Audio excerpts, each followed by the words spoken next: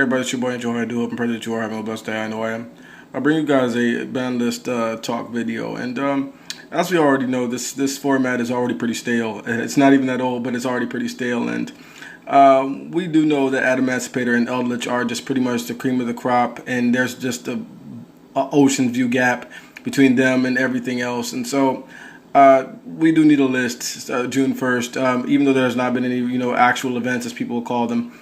It's pretty evident through online play, and yes, online play is a real thing, even though Konami might not want to admit that, there does need to be a change and a shake-up made to this meta. And so guys, without further ado, let's just get into it and see what we have here on the list. And these are just my picks, obviously. Once again, I would love your feedback. Just leave it down in the comment section what you guys think, just in case you think I missed anything, or just ideas that you guys have for, say, sleeper picks to come off the list, go on the list, or things that you really been paying attention to that you think maybe going under the radar as problems, or things that you think can make the metas interesting. So let's get right into it. So number one, guys, I think the number one culprit in this meta right now that needs to go is this guy right here, Black Dragon. Black Dragon is ridiculous. It really is right now, and only thing this really needed to be flat out absurd like it is right now is just a good rock archetype, and we have it in that Emancipator. And though it's been broken beforehand, we knew this in BA. We saw this, what it can do. This card is basically a Surge 3 for free. It's really absurd. It facilitates so much advantage, and this is pretty much what's making Emancipator, at least one of the factors that's making Emancipator the juggernaut that it is right now. So I think everybody would agree that this card has to go. Once again, it's been around for a while, and as I said, it's evident. So I think Black Dragon is definitely a pick that needs to go. So next up, we do have Jet Synchron. So Jet Synchron, I think, is just one that Konami missed. We do know what Jet Synchron does. It's one card, Needle Fiber gets you right into those plays, and then it facilitates even your Aurora Dawn plays or whatnot. And just once again, another card that just generates crazy advantage. I obviously think this is a target. This is also one of the key cards that makes the Synchro Eldritch version so dominant, so good. And I think that right here would be a good hit to check that deck specifically because at first, Eldritch evolved so quickly. First, it started out as this control variant. Then, quickly people start realizing, okay, well, Golden Lord is light, so we're going to go ahead and throw the Invoked engine in there. And then once they realize, Jet Synchron can do just straight shenanigans, obviously partner with this buddy O-Line as well. That this deck is just on a complete, just straight up god tier level, and it's just really, really crazy. And so, yeah, I think this is another card that definitely does need to get touched on the list. And once again, so we can just clean that up a little bit in this meta. Now, going over here, we have Dragon Buster Destruction Sword. My personal opinion, and it might be a minority opinion, I'm not sure, but this, truth be told, is the card that I believe really makes Emancipator just straight up unfair. Because without the Buster Lock, okay, it's just another negate board. There's always really going to be that. There's always going to be a really big combo deck every format or every other format. This is kind of how Yu-Gi-Oh is right now.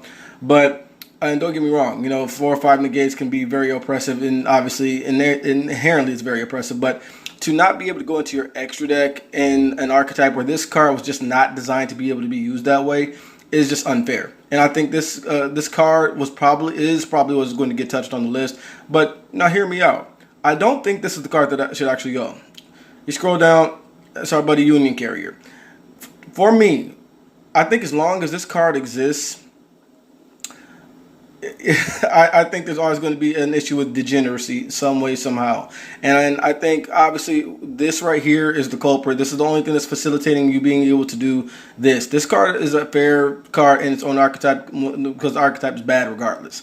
And, even Master Rule 5 Buster Blader is not that good of a deck. And, I've experimented with it. It's a fun deck. It's, good shenanigans, but it's never really going to be competitive. And me personally, I think this is the card that needs to go. I just think that as long as this is around, players being as smart as they are nowadays, testing the way that they do, getting together and bouncing ideas off of each other, are always going to be able to figure out some way, form, or fashion whether this card has a lull like all cards do when they lose a little bit of steam in play. I think there's always going to be something that pops up every now and again as long as Union Carrier exists. So I think, in my opinion, just might as well tackle the issue now. get rid of this right here, and this guy can stay, just in my opinion. I know one of these guys is definitely going to go, and most likely it is going to be Dragon Buster Destruction Sword, because I guess just the newness of Union Carrier. But for me, this is the guy that needs to go right here. So getting the cards, I think are just going to 1. Alistair the Invoker. The Invoke thing has been around a long time, and not only that, it's a strategy that's been tier 1 many times.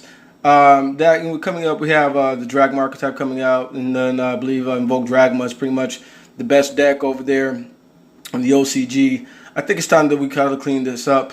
Send this card to 1. Maybe you still get to keep your 3 meltdowns, etc. You still get to search, you still get to have it. But I think we do need to kind of take a little bit of steam out of it.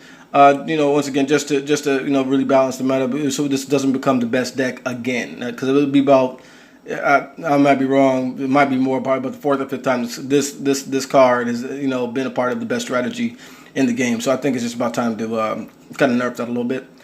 Getting over this. So we have Elixir of Scarlet Sanguine. So this is a maybe. I can see this going to 1 or just being touched in some way, form, or fashion. I think this is the card in Eldritch that you probably want to go after, Scarlet Sanguine.